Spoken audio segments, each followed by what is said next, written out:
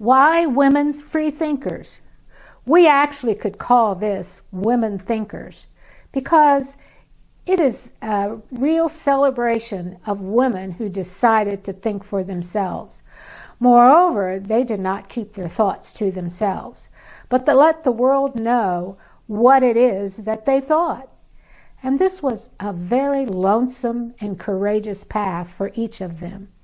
Their voices were often singular, without support of many people, and in fact often ridiculed by others, including other women. That they continue to speak out deserves our admiration. Most of these women were very active in the abolitionist movement, but at the International Anti-Slavery Convention in London in 1840, the men voted on the basis of scriptural edicts to exclude women.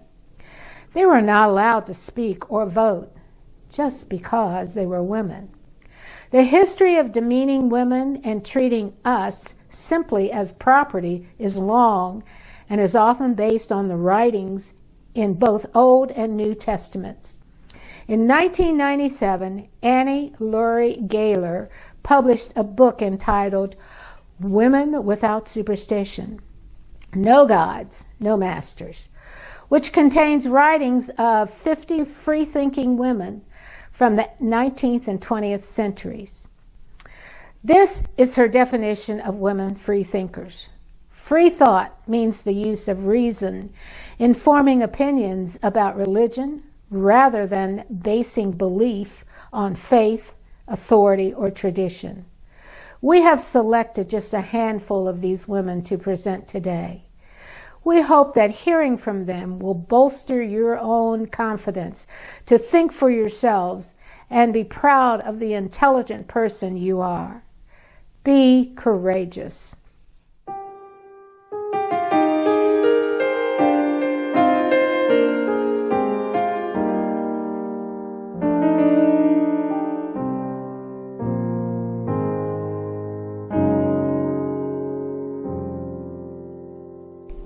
Ruth Green was born in 1915 and grew up in a conventional Methodist family in a small Iowa town. She received a journalism degree from Texas Tech in 1935, married, and had 3 children. After suffering through a succession of cancer diagnoses, she had 37 radiation treatments. She took her own life in 1981. She had written A Born-Again Skeptic's Guide to the Bible in 1979, and a series of her pithy columns, essays, letters, and speeches was published posthumously in 1982 as The Book of Ruth. She wrote, "You know, as we get older, we are sometimes afflicted with palsy, an uncontrollable shaking of the head. Age hasn't yet given me this malady, but I read the Bible, and I've been shaking my head ever since." Using this forbidding tome makes it possible to pull out justification for imposing your will on others, simply by calling your will God's will. I can even use the Bible to forbid you to jog, practice law, take a census, or sleep on a downy pillow. I didn't know whether to laugh or cry when I encountered the taboos and make-believe of the Bible. By spending a few minutes with it, I encountered medievalism all over again, with its myths and bugaboos of our fearful, groping ancestors. Virgin births, angry gods, human and animal sacrifices, purification by fire and blood, angels, devils, spirits, ghosts, heavens and hells, signs and wonders, resurrections. Incidentally, I found 9 specific resurrections of the dead in the Bible, several ascensions, miracle workers by the number. I found that Jesus wasn't unique in any way that would make him divine. While I was reading the scriptures, I had to keep pinching myself to be sure I existed. The Bible's language is so sexist that most of the time one is not conscious of the female sex. And most of the time, that's probably just as well, since women are depicted as the culprits and the disposable property of the male population. The double standard waves over every page. Sex is sinful. Eunuchs and celibacy are praised as signs of holiness and purity. Several million monks and nuns testify to this recommendation. I am pleased as punch to no longer believe in a God who declares reason a sin, who will not choose many noble and great and wise things, but has chosen the base things of the world, the foolish things, the weak things, and the things which are not. A God who can choose his companions in eternity and prefers Jerry Falwell and Tammy Baker over Albert Einstein and Marie Curie. I am no longer a fool for Christ's sake, and I have no more desire to be a sheep than to be a fool. Skepticism is the way to knowledge, and that is why I am proud to be a skeptic.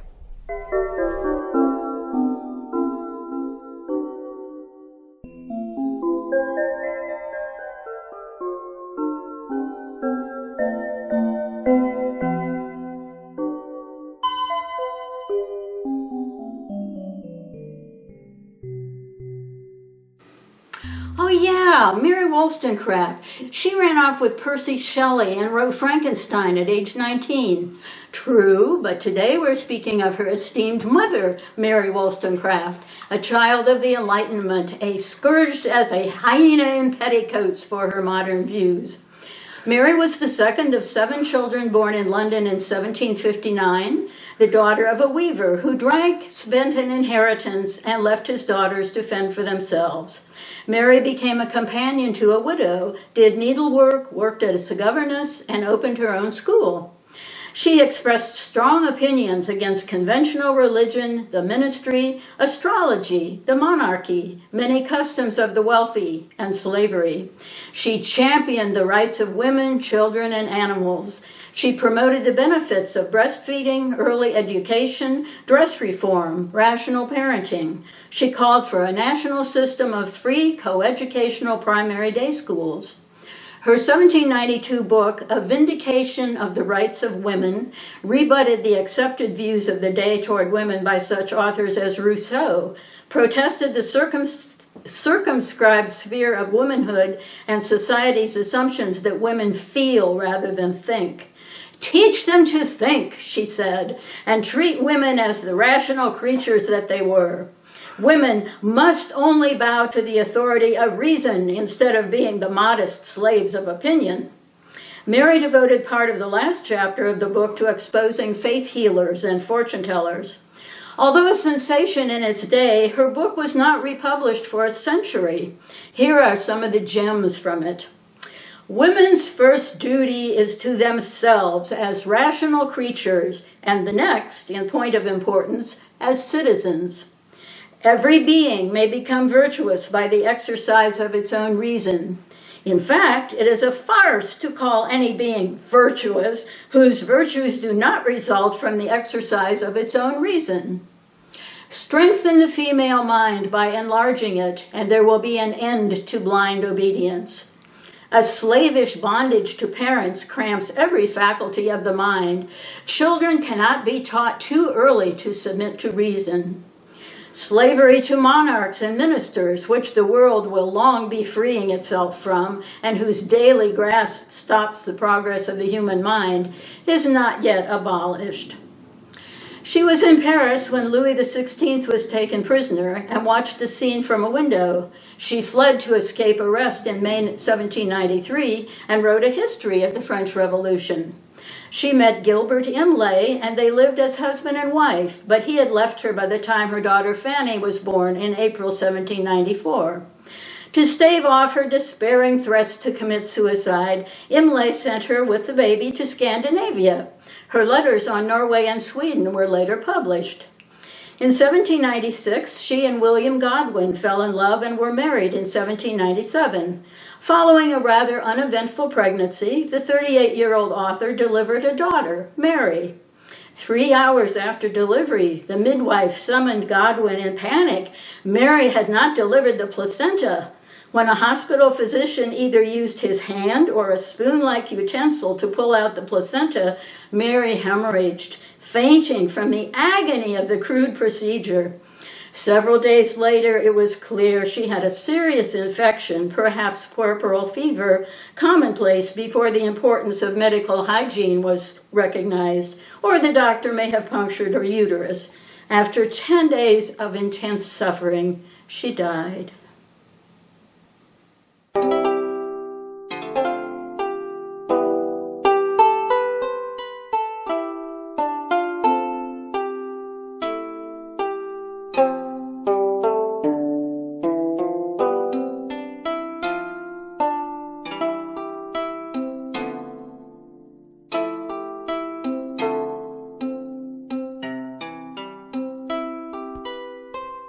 Elizabeth Cady Stanton, a fearless, serene agnostic. November 12, 1815 to October 26, 1902. I have endeavored to dissipate those religious superstitions from the minds of women and base their faith on science and reason, where I found for myself, at least, that peace and comfort I could never find in the Bible or the church. The less they believe, the better for their own happiness and development. For 50 years, the women of this nation have tried to dam up this deadly stream that poisons all their lives. But thus far, they have lacked the insider courage to follow it back to its source, and there strike the blow at the fountain of all tyranny, religious superstition, priestly power, and canon law. This is from the Degraded Status of Women in the Bible, 1896.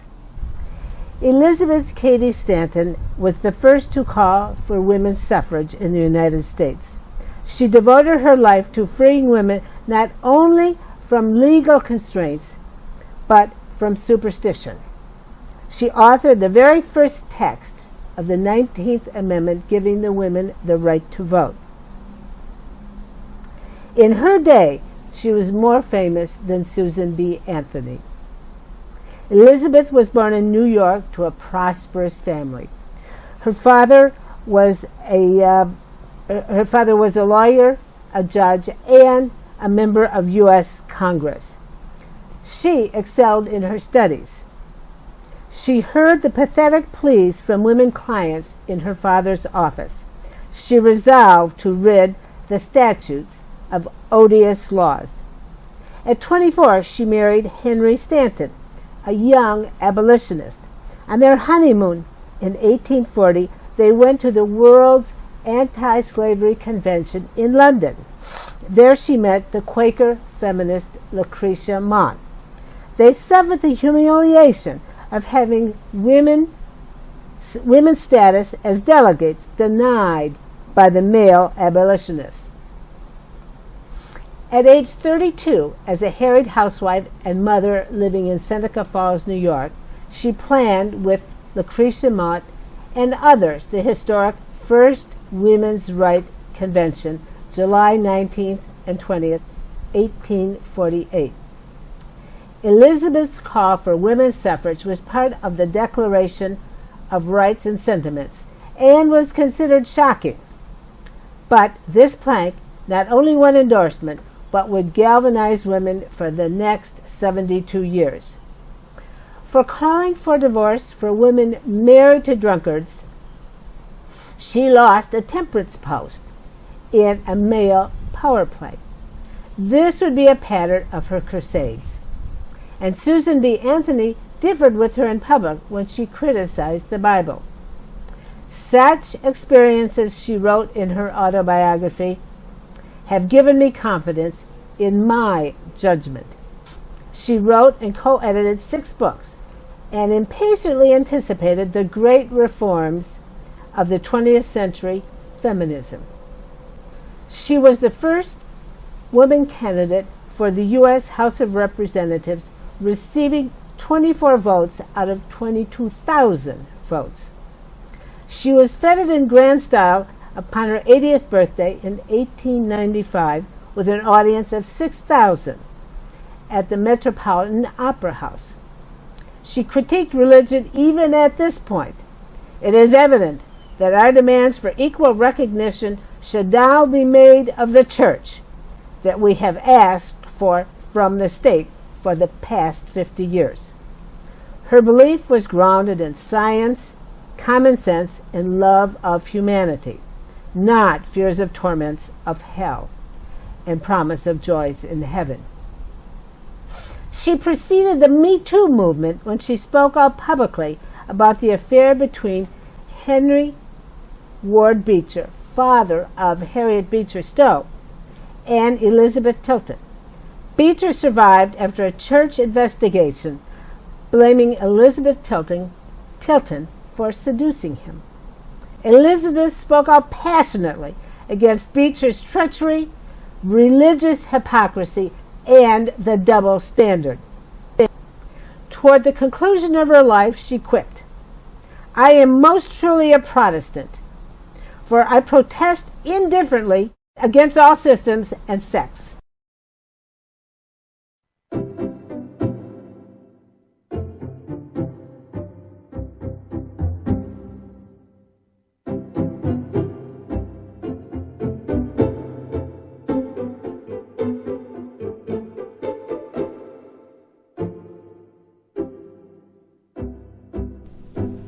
Charlotte Perkins Gilman was born along with the Civil War in 1860.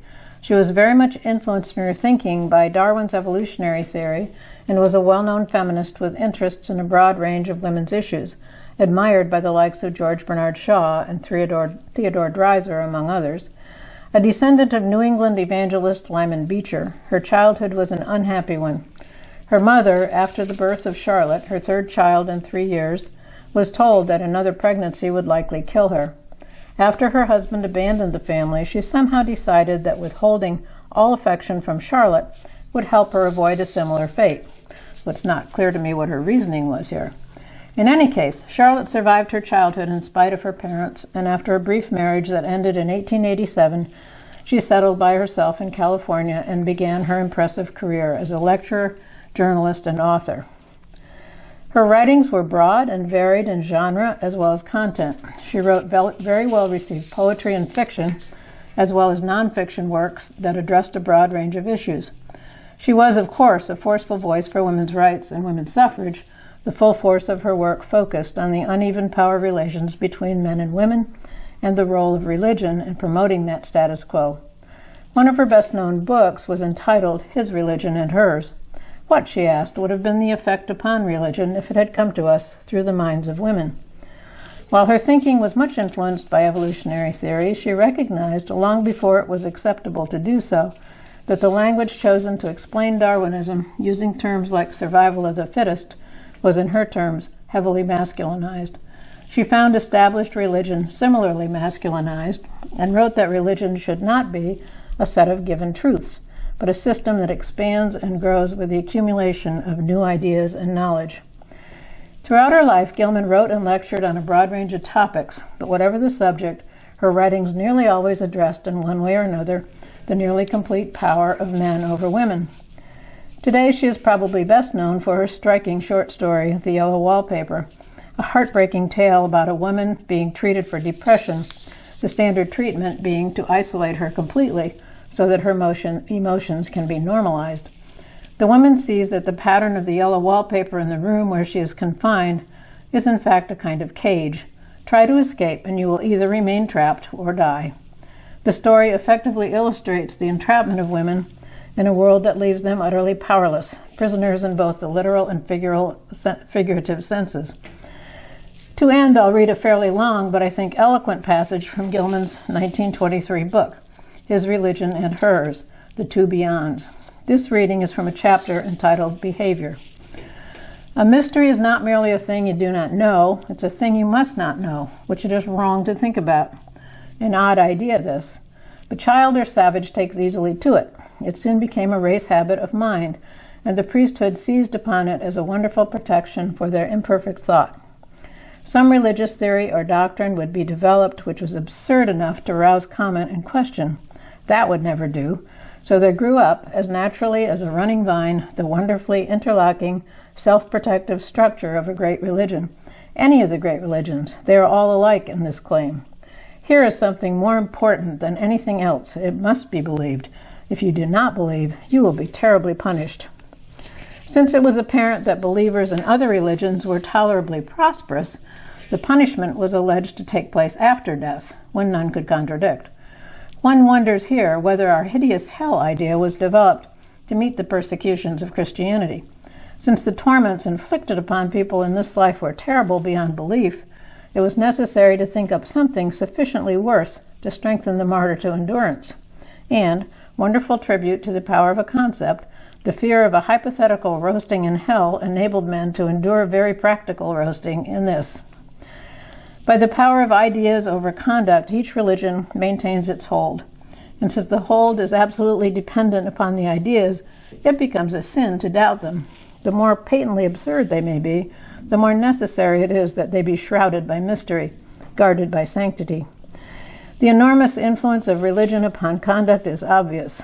Unfortunately, the conduct demanded was seldom of any value in promoting our happiness and progress, but mostly concerned those rites and ceremonies and those sacrifices, either in goods or money, essential to the maintenance of the established religion.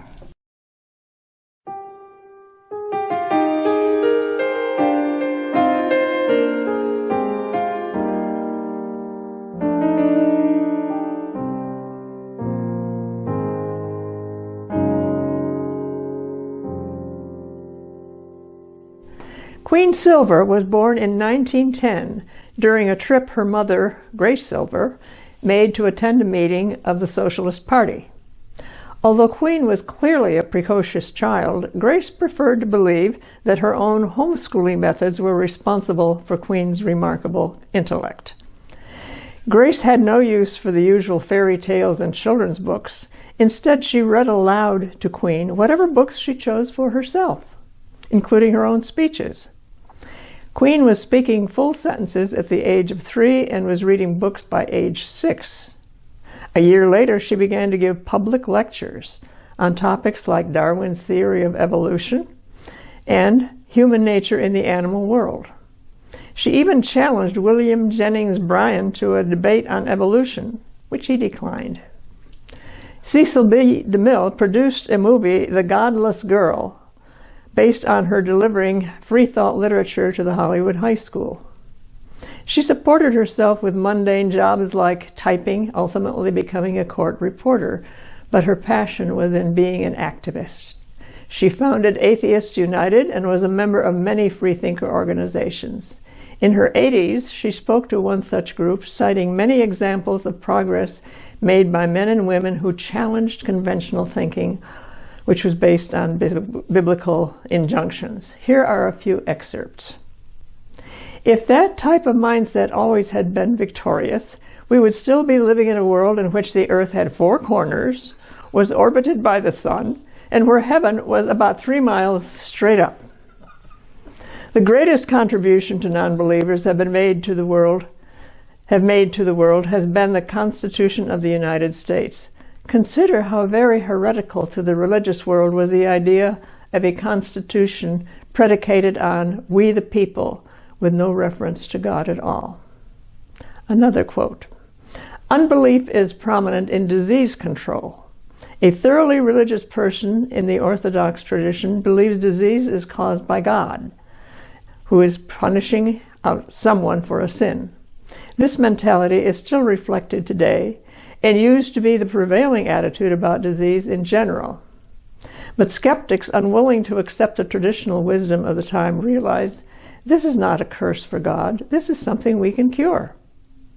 In the process of discovering how the facts of nature contradicted the dogmas of theology, some people were burnt. Some people were imprisoned. Some people simply became too scared to continue research or to speak out.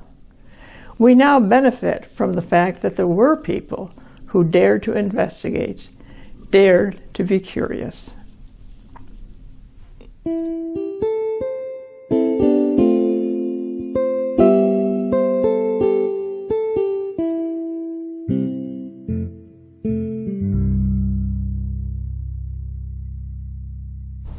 Emma Goldman, the Red Atheist, June 27, 1869 to May 14, 1940. Have not all theists painted their deity as the God of love and goodness? Yet after thousands of years of such preachments, the gods remain deaf to the agony of the human race. Confucius cares not for the poverty, squalor, and misery of the people of China. Buddha remains undisturbed in his philosophical indifference to the famine and starvation of the outraged Hindu. Huawei continues a deaf ear to the bitter cry of Israel, while Jesus refuses to rise from the dead against his Christians who are butchering each other. This is from the Philosophy of Atheism, 1916. Since my earliest recollection of my youth in Russia, I have rebelled against orthodoxy in every form, wrote Emma Goldman in her 1934 article, Was My Life Worth Living? As a 17-year-old emigre from Russia's Jewish ghettos, she settled in Rochester, New York, with her sister Helena, taking a factory job paying $2.50 a week. She was galvanized by the 1887 Haymarket bombing and execution of Chicago's anarchists. It all began in a peaceful rally in support of the workers' strike for an 8-hour workday. An unknown person threw a dynamite bomb at the police.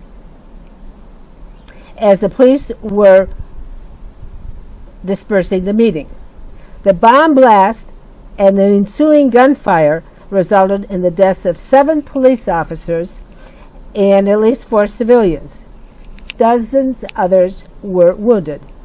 8 anarchists were convicted of conspiracy. 7 were sentenced to death, and 1 to a term of 15 years in prison. The Haymarket Affair is generally considered the origin of the International Workers' Day, May 1st, and a very important element in the U.S. labor movement. Now back to Emma Goldman. The free love label was embraced by Emma, who was unable to have children and would give and withdraw her love freely. That is perhaps easier for a woman who could not bear children.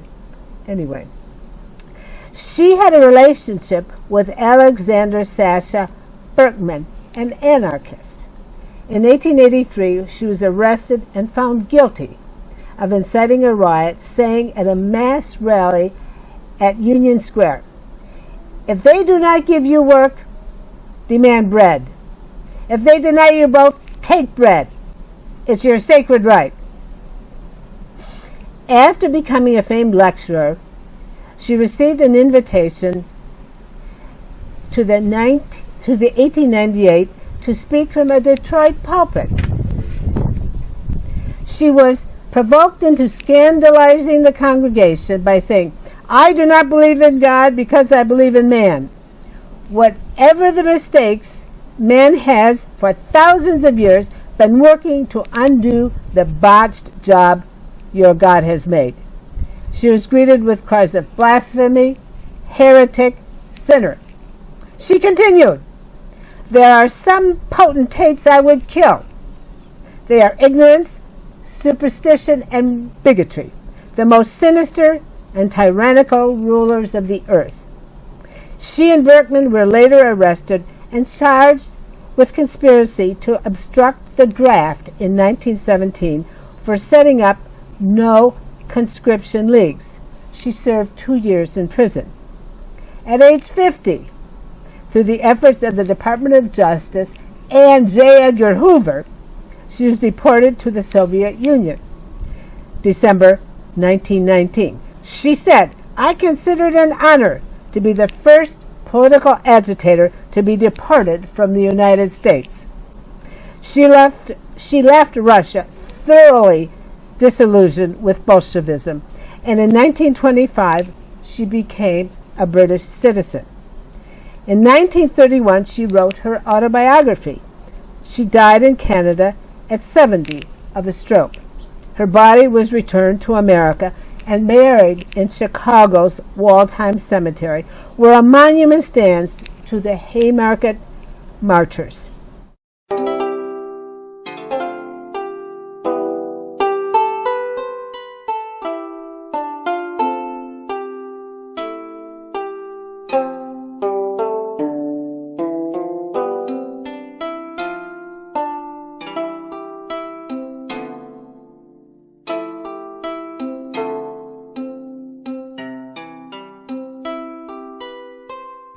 Margaret Sanger's public activist life was devoted almost entirely to the advancement of birth control that could free women from the burden of bearing more children than either their bodies or their minds could tolerate.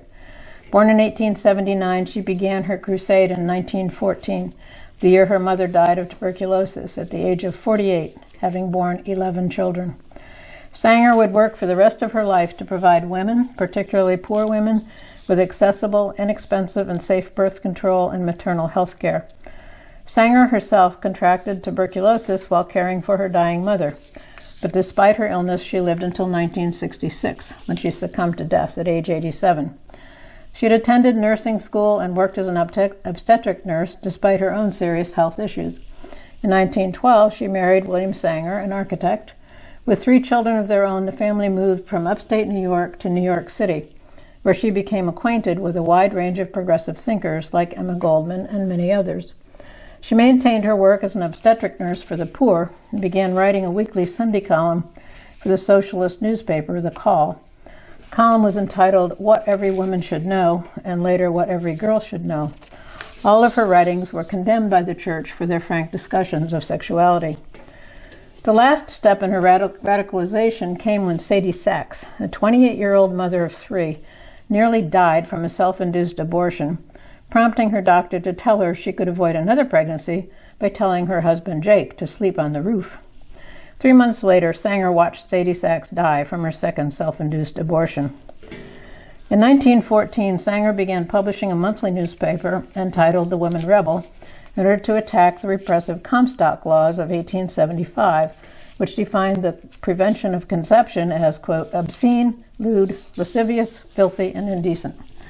She was indicted on 9 counts of violating the Comstock Act, and rather than face the likelihood of a 45-year prison sentence, she fled the United States through Canada to England. But back in the U.S., her supportive husband was arrested for distributing her book, Family Limitation, a book outlawed by the Comstock Act. When H.G. Wells and many other prominent people petitioned President Wilson in her defense, the Sanger's case was widely publicized and the charges against them were dropped. Margaret lectured frequently, and with the help of a range of influential friends, she and her sister opened their Brooklyn Clinic for Women's Health. One patient told her that her priest had advised her to have lots of children. I had 15, she said. 6 are living. I'm 37 years old. Look at me. I might be 50. But the clinic was raided, and Margaret spent 30 days in jail. Throughout these years, she often needed to take time for her own health. Recall she had contracted tuberculosis while caring for her mother, but she still managed to finance and promote a central clinic in New York. With the support of a wide range of intellectuals, including Albert Einstein, H.G. Wells, and Bertrand Russell, as well as financial help from a wide range of supporters, she was able to promote or help open some 50 birth control clinics in the United States and 50 more in Europe. In 1939, with the help of public figures including Eleanor Roosevelt and Einstein, she planned a world conference that resulted in organizing the International Planned Parenthood Federation. Margaret Sanger savored the victory she had long worked for when the Supreme Court in Griswold v. Connecticut in 1965 struck down any and all laws declaring contraceptives criminal. Margaret's desire for justice and equity had been nurtured by her own father's compassion as well as her mother's untimely death. An anecdote from her autobiography perhaps explains the origins of both her disdain for those powerful men in religion and government and her overwhelming compassion for the powerless. Her father, quote, gave none of us much peace. When we put on stout shoes, he said, "Very nice, very comfortable. Do you know who made them?" "Why, yes, the shoemaker."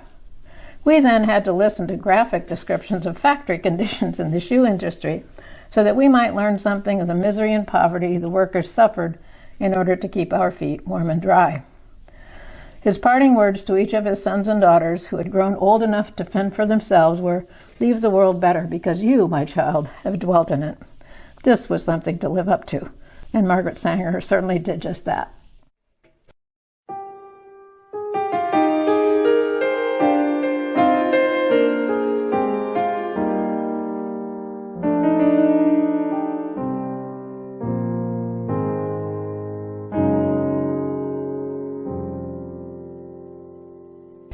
Anne Royal was born in Baltimore in 1769. She was probably the first congressional lobbyist to oppose a union of church and state, which led to her being arrested at the behest of religionists and convicted of being a common scold by a Washington, D.C. jury. A South Carolina editor commented that Anne was actually an uncommon scold. After her husband died in 1813, Anne was left with no means of support except what she could earn from her writings. So she set off on a series of nomadic adventures to Tennessee and Virginia, New York and New England, writing numerous travel books. Described as a small, frail scarecrow, she was intrepid, sloshing by foot through the mud of Cumberland Pass, taking boats at night, roughing it on the frontier. Many feared to cross her, for her books castigated individuals who had snubbed her. Her books and escapades brought fame, but little fortune. She was outrageously outspoken, writing numerous articles and editorials promoting labor rights and the abolition of slavery, among many other issues of the day. But the full power of her scorn was aimed at missionaries, and those using missionaries to promote a national religion. In one of her books, she says, "From Maine to Georgia, from the Atlantic to Missouri, they swarm like locusts. And under the name of foreign missions, Bible missions, and Sunday school societies, they have laid the whole country under contribution. Figures cannot calculate the amount collected by these public and private robbers. It is more than would liberate every slave in the United States. It would pay the British debt. They say, we do not force people to give, but I see no difference between forcing a man out of his money at the mouth of a pistol and forcing it from him by trick and cunning. Look at the vast sums of money they have obtained, not to scatter blessings among the distressed, root out ignorance, to ennoble the aged, not to break the chains of slavery or cultivate the arts and sciences. No, quite the reverse. Their object is to plunge mankind into ignorance, to make him a bigot, a fanatic, to hate every sect but his own, to shut his eyes against the truth, harden his heart against the distress of his fellow man, and purchase heaven by money. If those millions squandered on missionaries had been saved for the support of yourselves when old age, misfortune, or sickness overtakes you, or for aiding those of your fellows in distress, what happiness you would have created on earth. Instead, they are using those funds to establish a national religion. They are preaching to the people to elect none but godly men to represent them in the legislatures.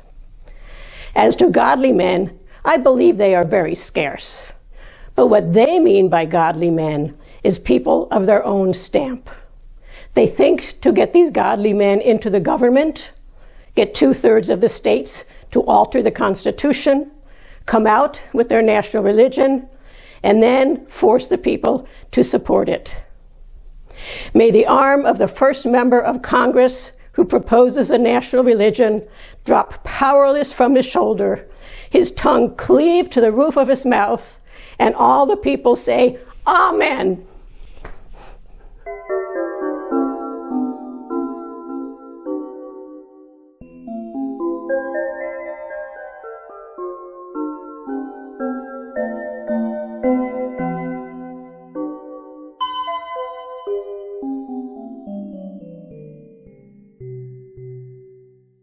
Taslima Nasrin was born in 1962 in Bangladesh. Her parents were devout Muslims in the Sufi tradition. At that time, the village women were subject to the rulings of the mullahs, even when contrary to national law. For example, fatwas that resulted in death by stoning. All females were confined to their home, except when escorted into town by family males. Taslima became an atheist at the age of 11. Encouraged by her family, she became a physician, like her father. She also wrote poems and essays and had a syndicated column. Favorite subjects were atrocities against women, including evidence of domestic violence she saw in her hospital work. A fatwa condemning her to death was issued in 1993 after publication of her novella Shame, which became very popular. Fearing for her life, she escaped to Sweden in 1994. Here are some quotes from her writings. "Religion is the great oppressor and should be abolished. The Quran, the Vedas, the Bible, and all such religious texts are just out of phase and out of time." In a 1996 speech at Harvard University, she traced the rise and fall of Islam, once a powerful force for modern advances. The European imperialist thrust into North America, Asia, and Africa created vast empires. When the colonial powers left during the Cold War, the first leaders of majority Islamic states, like Indonesia, Pakistan, Egypt, Tunisia, and so forth, saw religion initially as a cultural nation-building tool, but did not support theocracy. Over time, power passed into the hands of people who, she said, and I quote, declared their country as an Islamic state in order to make themselves popular. Among the ignorant masses, it is a useful tool for control. Another quote, "In the meantime, common people will have to suffer because of the activities of fundamentalists. If only there was a faster economic growth process, unemployment, better access to education, I think the situation would be different if such miracles happen. Democratic people will have to bear the brunt of fundamentalism in my country. Women will have to suffer not only discrimination, but also ignominy. And violence and human rights will remain just a dream for many. Personally, I believe in the plurality of cultures, and I have nothing against Western culture as such. But in the past, feelings of cultural superiority among the Western rulers were a constant irritant to the people of non-Western countries. When fundamentalism looms large, the West should be very careful in handling the culture of Asia, Africa, and Latin America. There is no such thing as a superior or inferior culture. There are only various cultural patterns which make up this beautiful multicolored mosaic." She ends with a quote from Bertrand Russell. "The power of reason is thought small in these days, but I remain an unrepentant rationalist."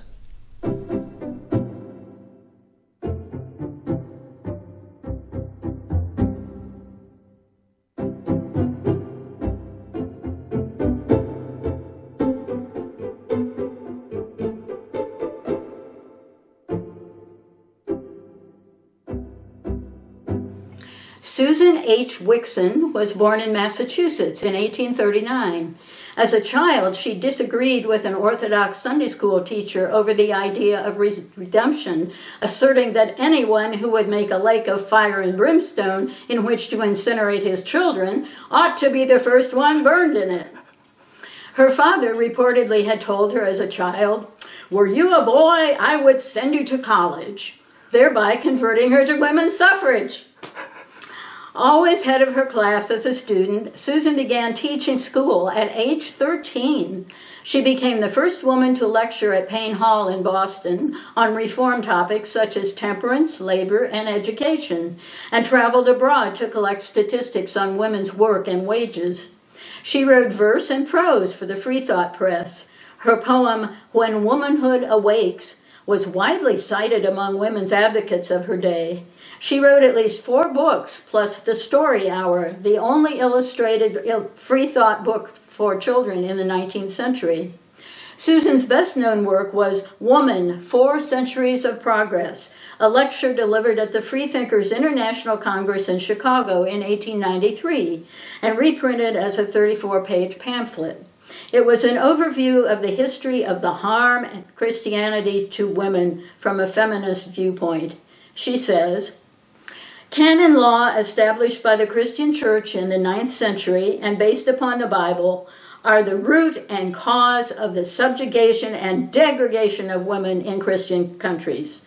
All the abuses, humiliation, cruelties, and indignities heaped upon women in Christian countries may be traced directly and squarely to this one source, the fable of original sin.